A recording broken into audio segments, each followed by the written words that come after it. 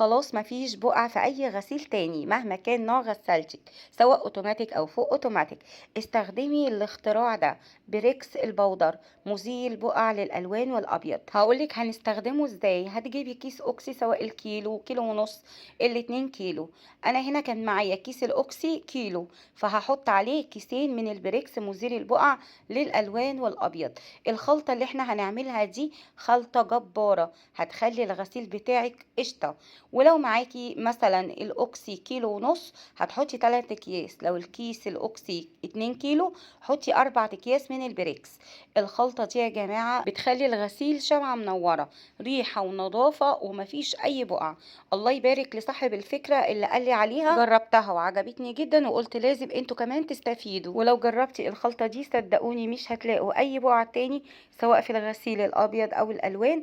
جربوا الطريقة دي وقولولي ايه رأيكم.